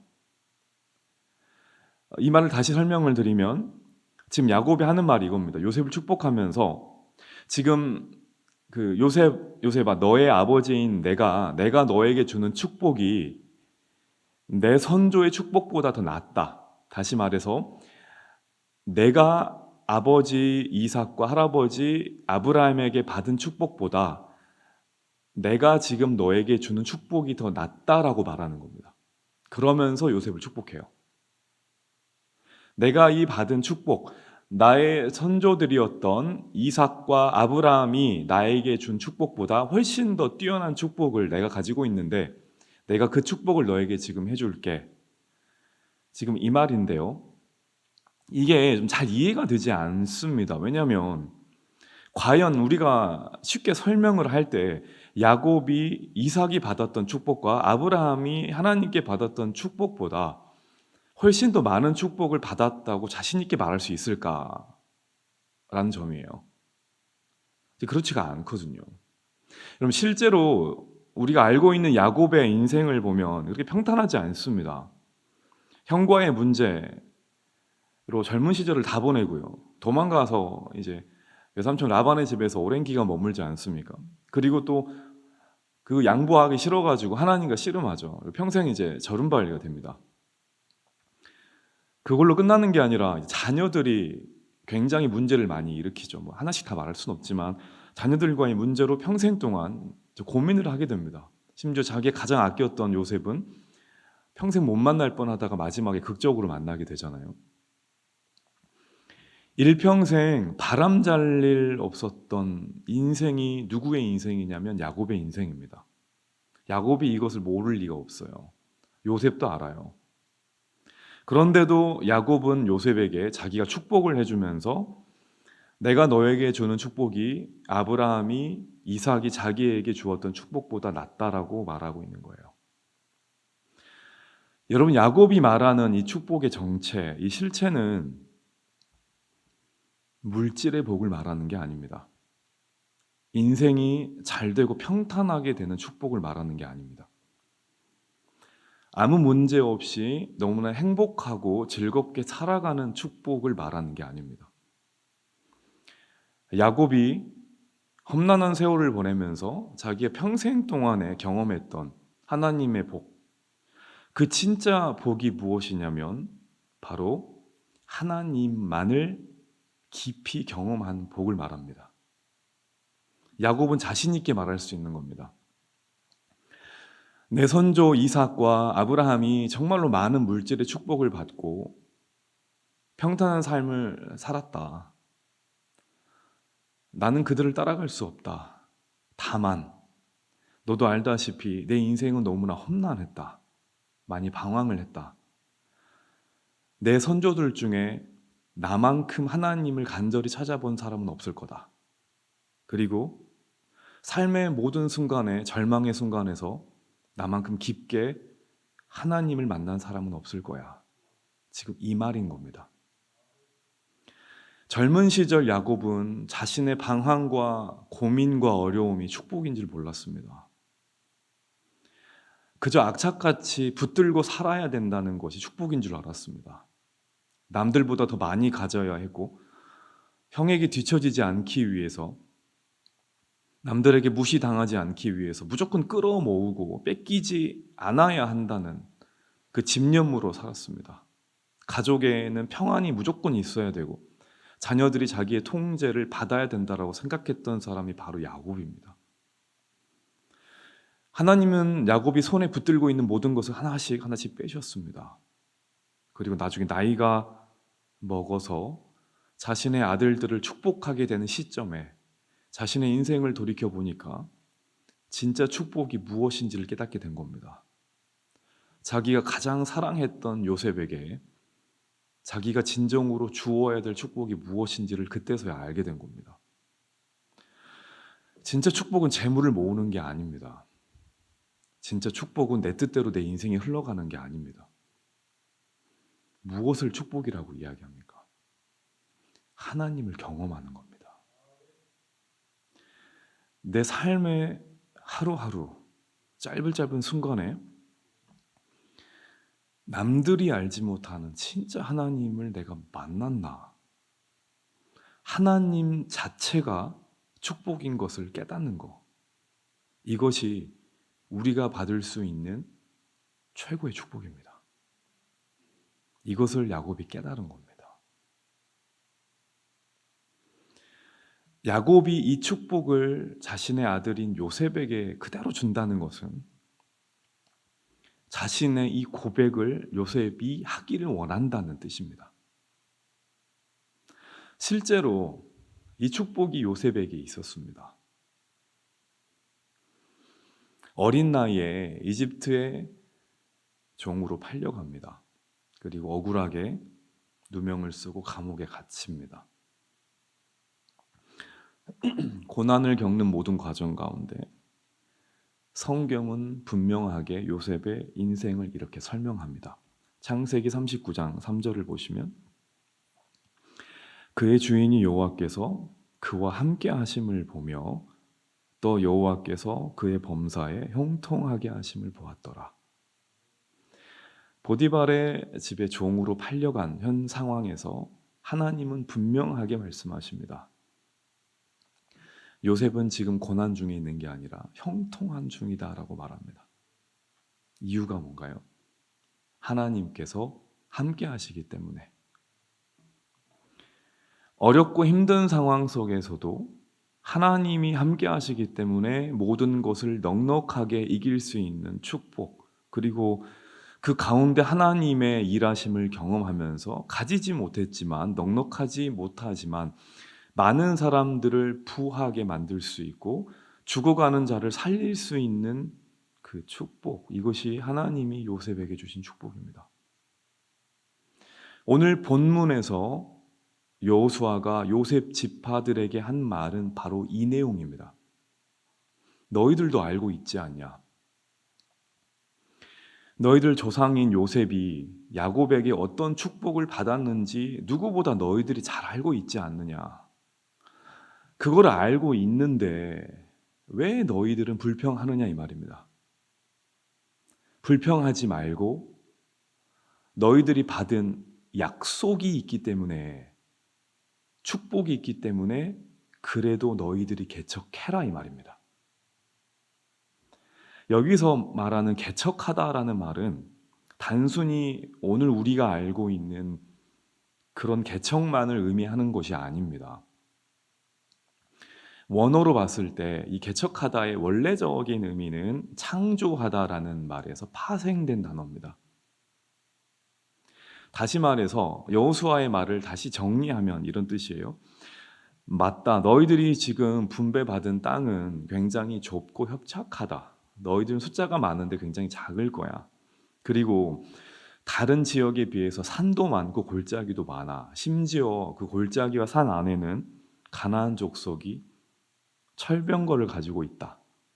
그렇지만 너희 지파가 받은 축복은 그 어느 지파가 받은 축복보다 큰 축복 아니냐. 아무것도 보이지 않을지라도 그래도 너는 너희 하나님만을 의지해서 그곳을 새롭게 만들어 나가라. 지금 이런 뜻입니다. 남들이 다 좋아할 만한 곳, 너무나 많은 것을 풍요롭게 얻을 수 있는 곳, 그런 길을 걷지 말고 그것은 너희들이 받은 축복이 아니다. 너희들이 받은 축복은 볼 때 아무것도 없고 너무나 힘들어 보이지만 오직 하나님만을 의지하면서 하나님만이 너희들의 축복임을 확실하게 믿고 걸어갈 수 있는 곳, 그곳을 하나님이 너희들에게 주셨으니 그 축복 의지하면서 뚫고 가라라는 겁니다. 그래서 사람들에게 보여달라는 거예요. 너희들이 함께하는 하나님이 어떤 분이신지, 아무것도 없어 보이는 그곳에 하나님의 영광과 하나님의 능력을 너희들의 삶을 통해서 보여달라는 겁니다.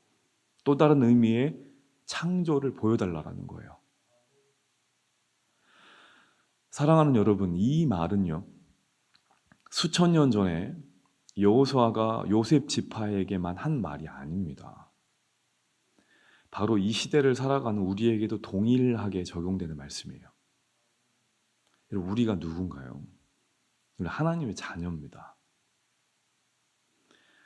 한번 곰곰이 생각해 보십시오.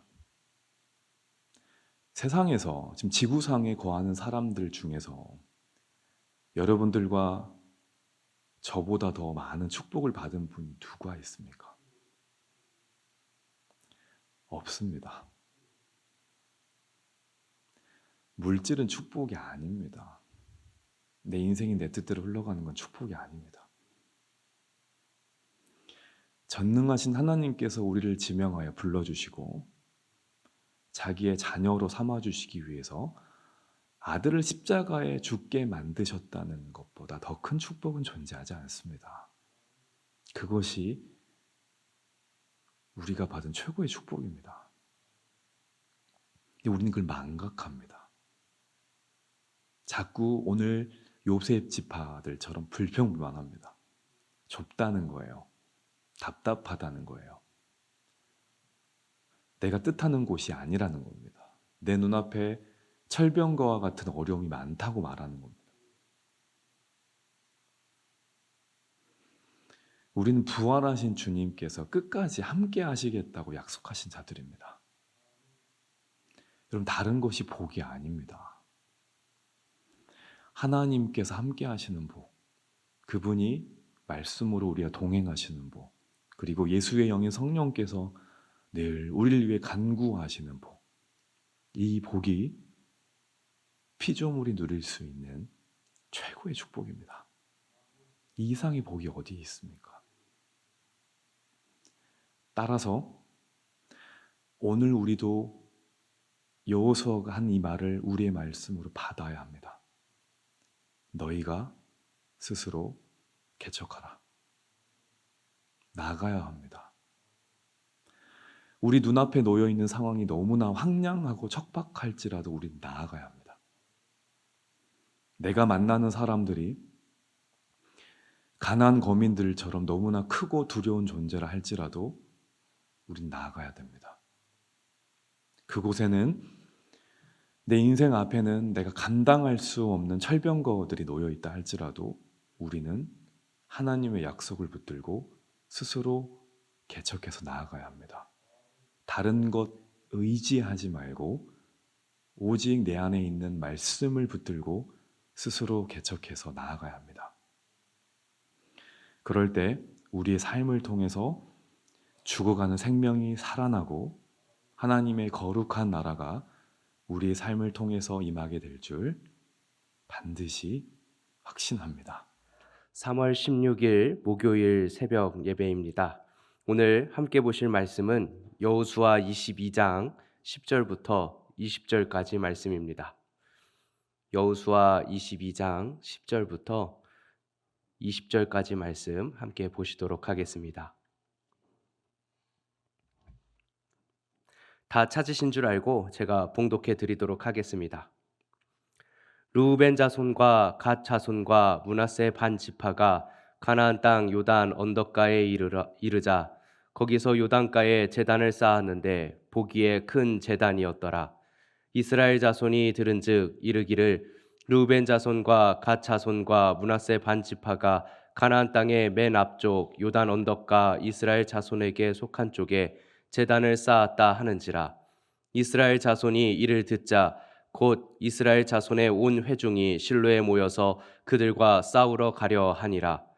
이스라엘 자손이 제사장 엘르아살의 아들 비느하스를 길르앗 땅으로 보내어 르우벤 자손과 갓 자손과 므낫세 반 지파를 보게 하되 이스라엘 각 지파에서 한 지도자씩 10 지도자들을 그와 함께 하게 하니 그들은 각기 그들의 조상들의 가문의 수령으로서 이스라엘 중에서 천부장들이라. 그들이 길르앗 땅에 이르러 르우벤 자손과 갓 자손과 므낫세 반 지파에게 나아가서 그들에게 말하여 이르되 여호와의 온 회중이 말하기를 너희가 어찌하여 이스라엘 하나님께 범죄하여 오늘 여호와를 따르는 데서 돌아서서 너희를 위하여 제단을 쌓아 너희가 오늘 여호와께 기억하고자 하느냐.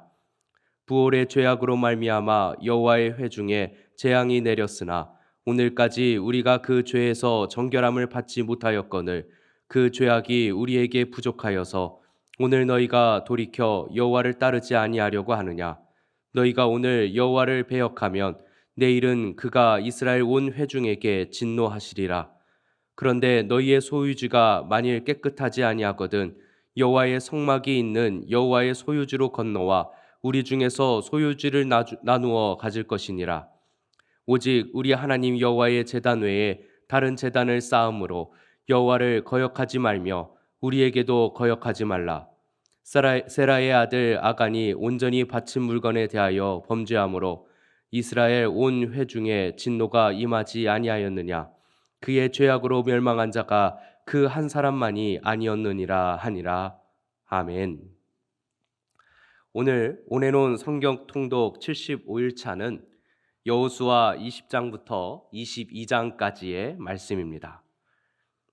여호수아 20장의 말씀에서는 도피성에 대해서 함께 설명해 주고 있습니다. 그리고 이어지는 21장은 레위 지파가 분배받은 각 분배지에 대해서 설명하고 있습니다. 그리고 21장은 하나님께서 약속하신 온 땅을 이스라엘 백성들이 드디어 다 정복하였다고 선언하고 있습니다. 오늘 내일 아마 여호수아가 이제 마무리되어질 것입니다. 여호수아서를 통하여서 하나님의 역사가 어떻게 이루어지는지를 우리에게 보여주는 말씀이었습니다. 오늘 우리가 함께 살펴보는 22장의 말씀에서는 이 정복을 마치고 이제 르우벤, 갓, 므낫세 반 지파가 요단강을 건너 요단 동편 자신들이 분배받은 땅으로 돌아가는 장면을 우리에게 보여주고 있습니다.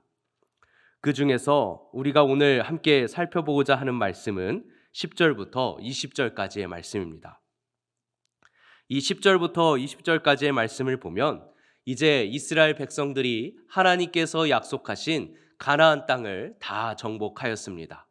그리고 그 정복 전쟁을 다 마친 후에 이제 다시 요단강을 건너서 요단강 동편에 있던 땅을 분배받았던 르우벤, 갓, 므낫세 반 지파가 다시 자기들의 땅으로 돌아가게 됩니다. 그런데 함께 요단강을 건너서 가나안 땅을 정복했던 이들이 자신들이 분배받은 요단강 동편으로 다시 건너가는 길에 큰 제단을 하나 세웠습니다. 그리고 이 제단을 세운 것이 화근이 되어서 같이 함께 힘써 하나님께서 약속하신 그 땅을 정복했던 그들이 분열하게 되었습니다. 하나의 공동체가 이제는 서로 싸우게 되었던 것입니다. 먼저 이 장면을 우리가 함께 살펴보면 하나님 나라의 공동체가 어떻게 분열되어지고 이 분열되어지는 위기 속에서 이 위기를 우리가 어떻게 극복해야 될지를 함께 살펴보도록 하겠습니다. 먼저 첫 번째는 의도는 좋았지만 오해를 발생시킬 만한 큰 오류를 저지르고 있었다는 것입니다. 온 이스라엘 백성들과 후대의 자신들도 하나님의 백성들임을 잊지 않게 하시기 위해서 그 큰 제단을 쌓았습니다.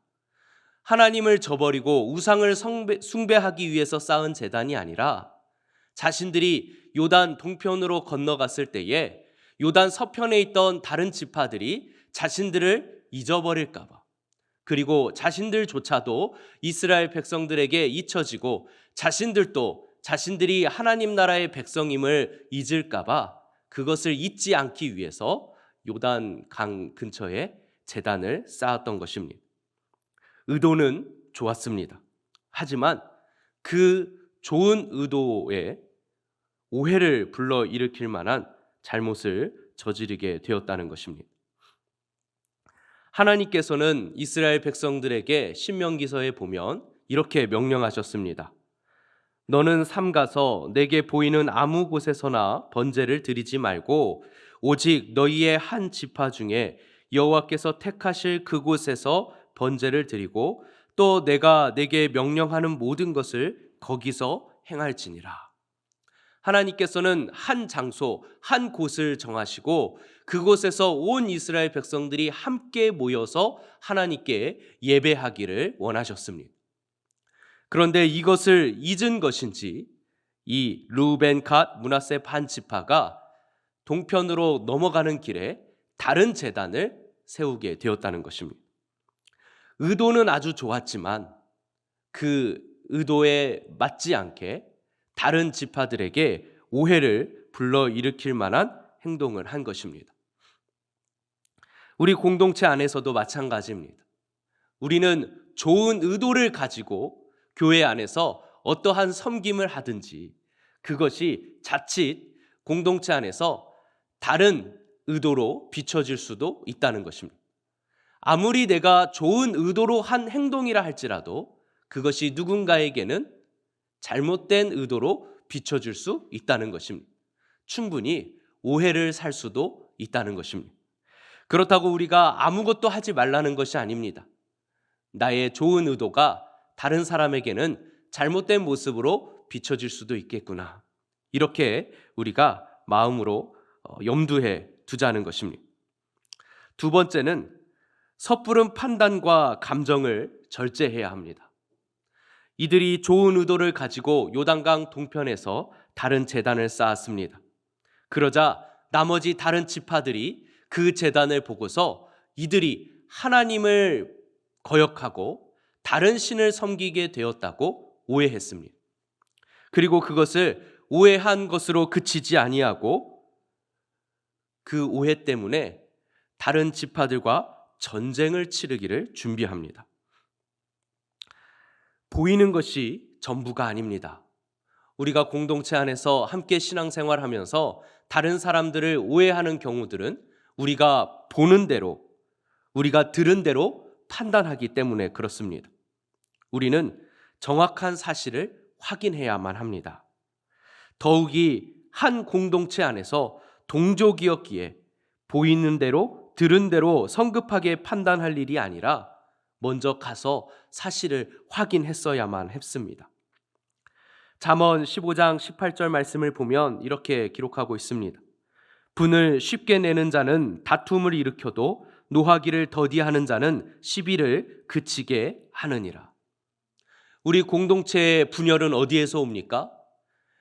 다른 의도를 가지고 오해를 불러일으킬 만한 행동뿐만 아니라 그것을 보고 듣고 자신의 감정을 주체하지 못하고 감정적으로 나서는 사람들 때문에 분열이 일어나게 된다는 것입니다. 내가 나의 행동을 오해를 불러일으키지 않도록 조심하는 것도 중요하지만 다른 사람들의 행동을 보고 또 다른 사람들의 소문을 듣고 내가 내 감정을 제어하지 못하는 것 또한 공동체를 병들게 하고 아프게 할 수도 있다는 것입니다. 예배소서 4장 26절부터 27절까지 말씀 이렇게 기록하고 있습니다. 분을 내어도 죄를 짓지 말며 해가 지도록 분을 품지 말고 마귀에게 틈을 주지 말라라고 기록하고 있습니다. 때로는 오해했습니다. 그리고 내가 본 대로 들은 대로 판단했습니다. 그래서 내 감정을 주체할 수 없을 정도로 분이 났습니다. 그런데 이것을 가지고 다른 사람에게 가서 그 분을 내지 않는다 할지라도 내가 그 분을 가지고만 있는 것으로도 우리 공동체에게 분열의 틈을 주게 되는 것이랍니다. 우리는 내 안에 있는 감정을 가지고 다른 사람을 오해하고 그 사람에 대해서 분을 품고 있으면 안 됩니다. 우리는 사실을 확인하고 그 틈을 메꾸려고 우리 스스로가 노력해야 한다는 것입니다. 공동체의 분열은 그렇게 찾아옵니다. 우리 교회 안에서도 여러 모양으로 우리가 여러 섬김을 하기 때문에 우리 안에 이러한 오해들이 생길 수 있습니다. 그리고 그 오해 때문에 내가 다른 사람에게 나쁜 감정을 품고 있을 수 있습니다. 사탄은 그 틈을 가만두지 않습니다. 그것을 통해서 우리 공동체에 균열을 가져오게 된다는 것입니다. 지혜롭게도 이들은 바로 전쟁을 치르기보다는 먼저 사실을 확인하려 했습니다. 그래서 나머지 르우벤, 갓, 므낫세 반 지파에게 찾아가 그들이 왜 이렇게 제단을 쌓았는지를 확인했습니다. 다행히 왜 쌓았는지를 듣고 나서 그들의 모든 분은 풀리게 되었습니다. 하지만 우리가 그 전에 먼저 하나 기억해야 할 것이 있습니다. 그것은 바로 우리 공동체가 분열하지 않기 위해서 이런 오해를 발생시키거나 혹은 그 오해 때문에 우리 안에 잘못된 감정이 생기기 전에 먼저 우리가 취해야 할 태도가 있습니다. 그것은 바로 먼저 서로를 돌아보는 것입니다. 공동체가 하나 될 때에는 가장 중요한 게 있습니다. 그것이 무엇이냐면 바로 우리의 이기적인 마음을 버리고 우리가 서로 이타적으로 서로를 돌아보고 서로를 먼저 섬길 때 우리 공동체는 하나 될 수 있습니다. 내가 차지한 땅, 내가 분배받은 그 땅, 나에게 주어진 것만 소중히 여겼던 결과가 오히려 다시 요단 동편으로 건너가는 르우벤, 갓, 므낫세 반 지파에게 서운함을 남겼다는 것입니다. 그들은 자신들이 이스라엘 백성들에게 잊혀질까 두려웠습니다. 그리고 자신들 또한 요단강을 다시 건너가면서 자신들이 하나님의 나라와 멀어질까 두려웠던 것입니다. 만약 요단 서편에 있던 요단강을 건너 가나안 땅의 안내에 있었던 지파들이 이들을 조금이라도 더 먼저 세심하게 챙기고 그들을 섬길 수 있었다면 이들이 먼저 자신들의 제단을 쌓지는 않았을 것입니다. 그래서 우리 공동체의 하나됨은 어떻게 시작되어집니까? 히브리서 10장 24절은 이렇게 말씀하고 있습니다. 서로 돌아보아 사랑과 선행을 격려하며. 우리가 신앙생활을 열심히 하다 보면 자신의 신앙만을 챙길 때가 너무나도 많습니다. 교회 안에서도 내 신앙, 내가 하나님 앞에서 잘하면 되지. 내가 신앙생활 잘하면 되지. 내가 섬기는 기관, 내가 섬기는 부서가 잘 되면 되지. 열심히 섬깁니다. 하지만 자칫 그 모습이 교회 안에서 균열과 분열을 일으킬 수도 있다는 것입니다. 나는 열심히 섬겼지만 그 열심 때문에 다른 부서, 다른 기관에 어려움을 줄 수도 있다는 것입니다. 이것이 바로 우리 인간이 가진 이기적인 모습입니다. 내 자신만 챙기는 것이 아니라 다른 지체들이 어떻게 신앙생활하고 있는지를 돌아볼 수 있는 것. 내 기관, 내 부서만 챙기는 것이 아니라 다른 부서와 다른 기관과 우리가 어떻게 긴밀하게 한 공동체, 한 교회로 세워지고 있는가를 돌아볼 수 있는 것. 바로 그것이 주님의 몸된 교회 공동체를 바르게 세워가는 모습이라는 것입니다. 교회는 여러 다양한 사람들이 모인 공동체입니다. 사람들이 많이 모이면 모일수록 그 안에 말이 많아지고 생각과 다양한 의견도 많아집니다. 그렇기 때문에 많은 오해가 발생하게 됩니다. 그리고 그런 오해들은 균열과 분열을 일으킵니다. 교회는 하나의 공동체지만 그 안에는 또 다른 작은 공동체들이 존재합니다. 부서, 기관, 마을, 목장 등등 이 작은 그룹들이 서로 연대를 이루고 하나로 뭉쳐져 있다는 것입니다. 그런데 그 작은 공동체들이 자기 역할에만 충실하다 보면 서로 간에 단절이 발생하고 그 단절 때문에 균열과 분열이 일어나게 된다는 것입니다. 우리는 우리 공동체 안에 발생하는 오해와 단절, 그로 인한 균열과 불화를 경계해야 합니다. 내가 혹 다른 사람에게 오해를 불러일으킬 만한 행동을 하고 있지 않는지 자신을 돌아봐야 합니다. 또 내가 다른 사람들의 행동을 보고 듣기만 하고 판단하여서 그들을 판단하고 오해하며 그 상대방에게 분을 품고 있진 않는지, 내가 마귀에게 틈을 내어주고 있지 않는지 자신의 감정 또한 점검해 보아야 합니다. 그리고 그에 앞서 먼저 그런 일들이 발생하지 않도록 내가 내 자신과 또 내 기관, 내 부서만 챙기는 것이 아니라 그것에만 열심을 내는 것이 아니라 다른 기관, 다른 부서, 그리고 다른 성도들은 어떻게 하고 있는지 그들을 먼저 서로 돌아보며 챙겨주고 이기적이기보다는 이타적인 마음으로 함께 서로를 돌아보고 섬길 때 우리 내수동교회가 온전한 주님의 몸된 공동체로 세워지고 그러한 공동체 안에 내가 속할 때 나의 신앙 또한 건강하게 세워질 수 있다는 것입니다. 오늘 이 새벽 어쩌면 우리는 내 자신 그리고 내 가족, 내 부서, 내 기관만을 위해서 이 새벽 이 자리에 나와 기도하고 있는지도 모르겠습니다. 오늘 하루만큼은 하나님께서 한 몸된 교회 공동체로 부르신 우리 교회의 우리 성도들, 또 다른 기관, 다른 부서, 그리고 우리 교회가 온전히 하나됨을 이루고 있는지, 다른 지체들이 어려움을 겪고 있지는 않는지 서로를 돌아보시면서 서로를 위해 함께 기도할 수 있는 귀한 시간이 되기를 주님의 이름으로 축원을 드립니다. 3월 17일 금요일 새벽 예배에 나오신 우리 성도님들을 예수님의 이름으로 축복합니다. 오늘 함께 보실 말씀은 여호수아 24장 14절부터 21절까지 말씀입니다. 여호수아 24장 14절부터 24절까지 말씀입니다. 다 찾으신 줄 알고 제가 봉독해 드리도록 하겠습니다. 그러므로 이제는 여호와를 경외하며 온전함과 진실함으로 그를 섬기라. 너희의 조상들이 강 저쪽과 애굽에서 섬기던 신들을 치워버리고 여호와만 섬기라. 만일 여호와를 섬기는 것이 너희에게 좋지 않게 보이거든 너희 조상들이 강 저쪽에서 섬기던 신들이든지 또는 너희가 거주하는 땅에 있는 아모리 족속의 신들이든지 너희가 섬길 자를 오늘 택하라.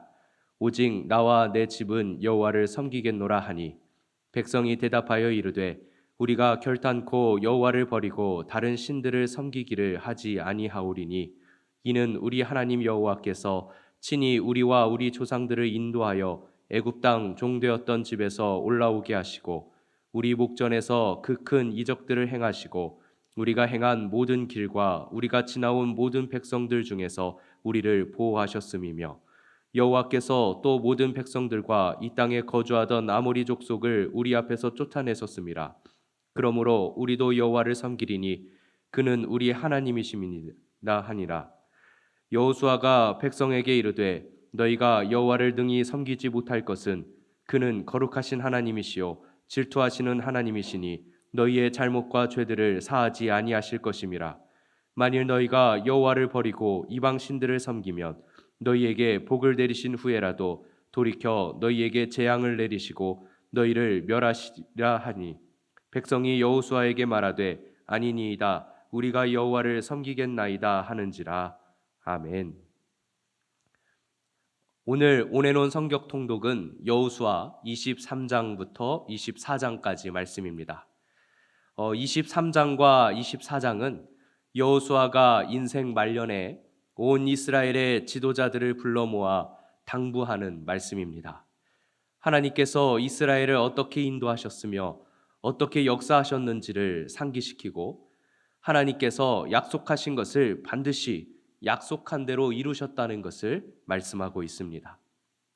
이에 이스라엘 백성들도 하나님께서 명령하신 것들을 반드시 지키며 하나님만을 섬길 것을 약속합니다. 여호수아가 이스라엘 백성들에게 하나님께서는 약속하신 대로 이루시는 이시니 약속대로 순종하는 자에게는 복을, 하나님을 떠난 자에게는 심판이 반드시 임할 것이라고 당부합니다. 여호수아가 그렇게 생을 마감하며 여호수아서도 마칩니다. 그 중에서 오늘 우리가 함께 살펴볼 말씀은 24장에 있는 말씀입니다. 이스라엘 백성들이 가나안 땅을 정복하고 정착한 지 세월이 흘렀습니다. 여호수아는 말년이 되자 이스라엘 백성들을 한 자리에 모으고 하나님을 잘 섬길 것을 당부하고 있습니다. 그리고 자기와 자기의 가문은 하나님만을 섬기겠다고 선포합니다. 그러면서 하나님께서 이스라엘에게 행하신 일들을 하나씩 나열하고 있습니다. 오늘 함께 읽진 않았지만 3절 말씀을 보면 하나님께서는 먼저 이스라엘을 부르셨음을 우리가 함께 볼 수 있습니다. 하나님께서는 하나님의 섬길 자들을 하나님이 친히 부르십니다. 우리가 하나님께 나온 것이 아니라 하나님께서 우리를 불러주셨기 때문에 우리가 하나님 앞에 나와 있다는 사실을 먼저 인정해야 합니다. 그리고 이어지는 5절 말씀을 보면 하나님께서는 자신들이 지금 어디에 있는지, 어디에 있어야 하는지, 어디로 가야 하는지도 몰랐던 그들을 포로된 애굽으로부터 빼내어 하나님이 친히 인도해 주셨습니다. 우리의 인생도 마찬가지입니다. 우리는 사실 내가 지금 어디에 있는지, 어떻게 살고 있는지, 그리고 더 나아가서 내가 어떻게 살아야 할지를 모르고 이 인생을 방황하며 살아오고 있습니다. 우리의 인생을 하나님의 인도하심에 맡겨드릴 때 우리가 있어야 할 곳, 내가 해야 할 일, 그리고 내가 해야만 하는 일을 우리는 하며 살아갈 수 있습니다. 또 이어지는 7절 말씀을 보면 하나님께서는 자기 앞가림도 못하던 이스라엘을 대신하여 모든 일을 하나님이 행하셨음을 말씀하고 있습니다. 우리는 우리가 모든 것을 다 감당할 수 있을 것 같고 내가 내 능력으로 할 수 있을 것 같지만 그것은 우리의 교만입니다. 우리가 행하는 것이 아니라 하나님께서 나를 통하여 행하시도록 나의 모든 것을 다 내어드릴 때 하나님께서 우리 인생에 찾아오셔서 우리 인생 가운데 모든 일들을 하나님이 감당해 주심을 우리는 인정해야만 합니다. 또 이어지는 8절 말씀을 보면 하나님께서는 연약한 이스라엘을 위해 대신 싸워주셨습니다. 우리는 세상과 맞서 싸울 때 내 힘과 내 능력을 키우려고 합니다. 내가 뭔가를 가져야 세상을 대항해서 내가 성공할 수 있고 승리할 수 있다고 생각합니다. 하지만 하나님을 섬기는 우리는 달라야 합니다. 내가 싸우는 것이 아니라 하나님께서 싸우시도록, 하나님께서 나를 대신하여 싸워주시도록 나를 하나님께 먼저 내어드리는 것이 승리의 비결입니다. 또 이어지는 10절 말씀을 보면 하나님께서는 이스라엘을 저주하려는 자들을 막으시고 오히려 하나님이 이스라엘을 축복하도록 인도하십니다. 하나님께서는 우리 인생이 저주받는 인생이 되지 않도록 막아주고 계십니다.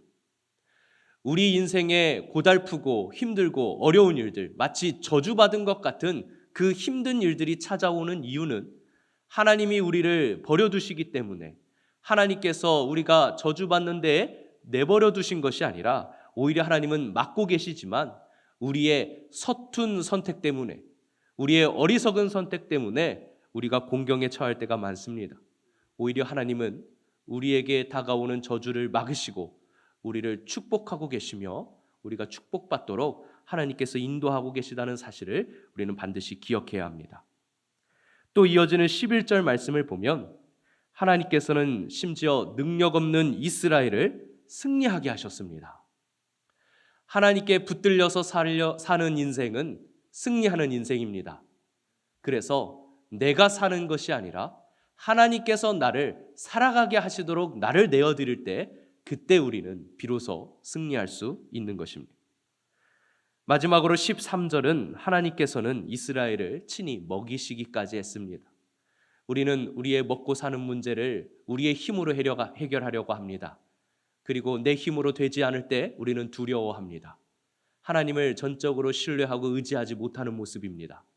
우리의 모든 것을 다 하나님께 내어드릴 때, 심지어 나의 생존의 문제도 하나님께 내어 맡겨드릴 때 하나님께서는 친히 우리를 먹이신다는 사실을 우리가 기억해야 합니다. 내가 욕심을 부릴 뿐이지 하나님께서는 우리가 생존할 수 있도록 하나님이 우리를 채우시고 또 우리를 인도하신 사실을 우리는 반드시 기억해야 합니다. 하나님께서는 이렇게 이스라엘을 위하여 필요한 것은 다 해주셨습니다. 우리 인생에도 마찬가지입니다. 하나님께서 다 하실 수 있습니다. 내가 하나님께 모든 것을 다 내어 맡기면 하나님께서는 모든 것을 다 해주실 것입니다. 그런 하나님께서 이스라엘 백성들에게 원하고 바라시는 것이 하나 있었습니다. 그것은 바로 단 하나, 하나님만 섬기는 것이었습니다. 하나님께서 그들을 부르시고 인도하시고 행하시고 싸우시고 축복하시고 승리하게 하시고 먹이시고 다 주신 이유가 무엇이었겠습니까? 그것은 바로 그들이 온전히 하나님만 섬기는 하나님의 백성들이 되게 하시기 위함이었습니다. 그리고 연약한 그들을 통하여서 누구를 드러내시기 위함이었습니까? 하나님 자신을 드러내시기 위함이었습니다. 우리는 오히려 하나님을 믿고 하나님을 섬긴다고 하지만 하나님을 숨깁니다. 그리고 나를 내세웁니다. 그리고 내가 하려고 합니다. 그것이 하나님을 가로막는 일이 되는 것입니다. 여호수아는 하나님을 섬기는 것이 무엇인지를 정확히 아는 사람이었습니다. 그것은 바로 하나님의 편에 서는 것이었습니다. 여호수아의 기억 속에 여호수아 5장 13절부터 15절까지의 말씀을 보면 이런 사건이 하나 있었습니다. 여호수아가 여리고 성으로 다가갈 때 13절 말씀엔 이렇게 기록하고 있습니다. 한 사람이 칼을 빼어 손에 들고 마주 서 있는지라. 여호수아가 나아가서 그에게 묻되 너는 우리를 위하느냐 우리의 적들을 위하느냐 하니 그가 이르되 아니라 나는 여호와의 군대 대장으로 지금 왔느니라 하는지라. 여리고 성을 함락시키기 위해서 군사를 이끌고 가는, 이스라엘 백성들을 이끌고 가는 여호수아 앞에 한 군사가 나타났습니다. 그리고 그가 여호수아를 대항하여 서 있습니다. 그때 여호수아가 믿습니다. 너는 누구 편이냐? 우리 편이냐? 아니면 적들 편이냐? 라고 질문합니다. 그때 그 마주 서 있던 이가 이렇게 대답합니다. 나는 니들 편도 아니고 저쪽 편도 아니고 하나님 편에 선 하나님의 군대 대장이다 라고 이야기합니다. 그러면서 이어지는 말씀이 이렇게 이야기합니다. 여호와의 군대 대장이 여호수아에게 이르되 내 발에서 신을 벗으라.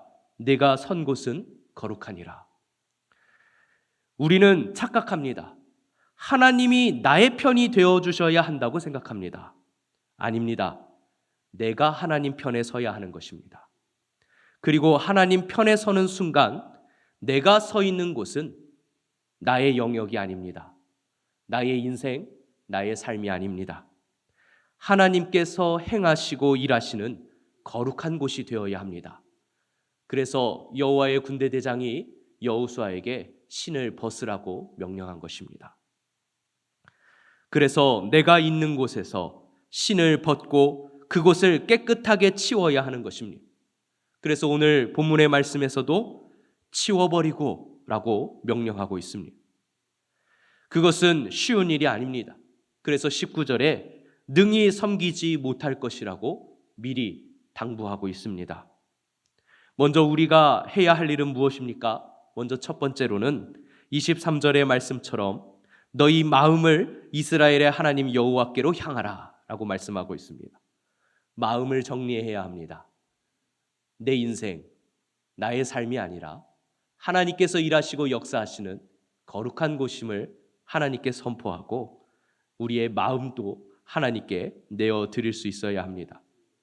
왜냐하면 마음에서 우리의 태도와 자세가 나오기 때문입니다. 하나님의 백성으로, 하나님의 자녀로 거룩하게 하나님을 섬기는 것은 하나님의 편에 서는 것입니다. 하나님 편에 선다는 것은 내 안과 밖, 내 삶의 영역이 나의 영역이 아니라 하나님의 영역, 하나님께서 행하시고 일하시는 거룩한 곳이 되도록 먼저 내 안에 마음을 깨끗이 정리하고 내 밖에 내 주변도 깨끗하게 치워야 하는 것입니다.